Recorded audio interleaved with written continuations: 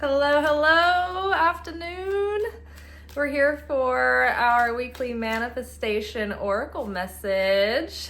Ooh, what do we have? We have Spirit Whisperer, Divine Guidance, and Higher Knowing. Now, it's really amazing that we got this. So much continuity here because all this week we have been talking about how we discern our true path, our higher path, the divine calling from our really sneaky ego calling. And we've talked about different ways and different methods and different, consciousness around distinguishing this, but it roots back to the Torah portion regarding Korah. And Korah was the cousin of Moses, and he was a chief leader, but he thought he should be the high priest instead of Aaron. And so this passage is teaching us about how when we pursue things that aren't meant for us, when we go after things that aren't on our path, when we take something that doesn't belong to us, when we take light in the form of a vessel that doesn't belong to us, then we lose that thing and we could possibly lose what we already have. So it's important that we really weigh in with ourselves and say, are the things that I'm after in authentic alignment with who I truly am, with my true calling? Or is this something that I have attached to because of societal conditioning or some kind of projection or some sort of childhood conclusion that I drew? And this is something that's supposed to validate something in me, right? Is it my true calling or is it my ego calling me? So listening for divine guidance and higher knowing, and then really tapping into that inner child who has still has that full unsullied access to the higher self and to that, innocent expression. And so when we were children, we had some dreams and aspirations and things that we would play make-believe about. And over time, people made us feel like that was silly or maybe wrong or unpractical. But what were those things? What lit you up as a child? What sparked your interest? What sort of lit your heart and soul up when you were little, before you had any kind of conditioning or fears or, material world deceptions? So we have the sun dancers here, joyful activity, celebration of life, and abundance. So Jupiter is conjunct Venus today, and so this energy is really potent today and tomorrow, and it's conjunct in Cancer. So it's like this benefic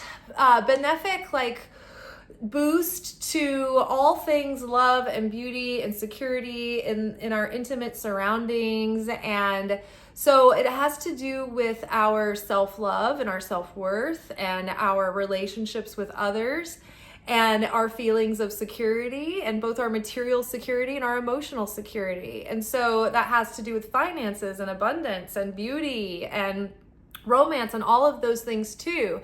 But not only that, our big, the scope of our life is opening up. We might have had a very limiting and restricting experience so far, but I think that our horizons are about to expand.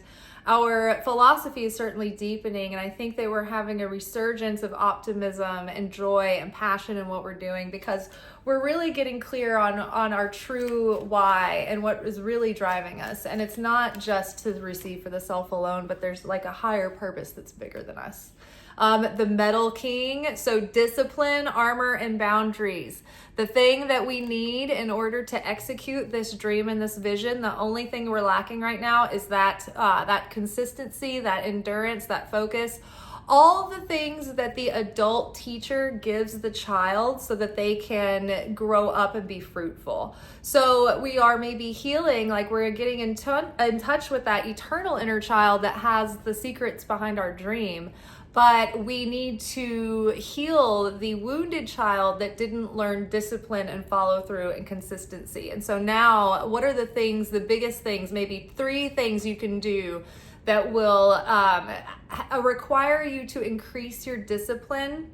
But if you apply that discipline to your practice and to your routine, that you think that it can give you a huge exponential increase in your productivity or your flow, or it's going to make a huge difference. What are a couple of those things that you can try to put into motion that you've been avoiding because they require you to go out of your comfort zone, right? How are you staying in your comfort zone, and how's that keeping you limited?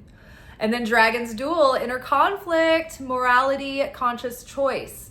So this is about, and this came up in last night's reading as well, with the Lover's card. It's like we're coming to a point where we have to examine how we're making our choices and why, right? Because every step is a choice, and each step takes us in one direction or another. So are we making our choices from the heart and from that soul direction, or are we letting our ego come in and, you know, spin illusions and fears and making our choices and our decisions based in ego, right? And the ego can show up in a myriad of ways, both shiny and not so shiny. So how, you know, what we pay attention to, what we give our consciousness, what we put our energy in and our resources in, that's the dragon that we're feeding, and that's the dragon that we're growing. So we need to focus on the things that we want to happen, that we want to see made manifest, the things of beauty and the things that we would rather than focusing on what's wrong. Focus and envision what the thing that you'd rather have, the path of the higher self, rather than the path of the animalistic, reactive, ego self that stays in the same patterns and the same lessons and the same cycles again and again and again, because of our reactive, reflexive response systems that are those unconscious patterns and programming that were put there through our animal instincts to survive and take and be impulsive, right? So getting sovereignty over that, and then executing discipline and structure and consistency and persistence and fortitude in the direction that our soul and our inner child is taking us in. And that is the higher eternal child, the child that was never wounded, right? Counter to the wounded child within, which is the child that might be acting up and have a hard time sitting still when you sit to do your work. I know that I've been having a hard time getting in a deep-seated position of stillness to get into deep study the past few days, because you know, you sit down and you're like, oh, I need to get up and do something, or, oh, well, this isn't quite right, or I'm not comfortable, or I need this now, you know, and it's like you need to get yourself into a place of stillness, right? And sometimes the Pomodoro method can be really nice, because you set yourself a timer where you're not going to get up for anything, come hell or high water, for at least 25 minutes.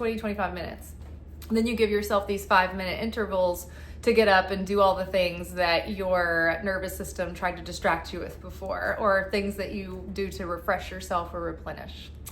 And then you just go back and forth like that, 20 minutes on, 5 minutes off, or 25 minutes on, 5 minutes off, like kind of whatever you need to, or maybe sit down and do a meditation before you start a work session, so that way you can already settle yourself in, right?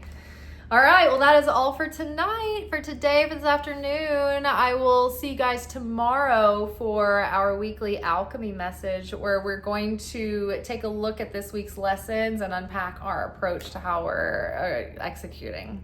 All right, ciao, you guys. Peace.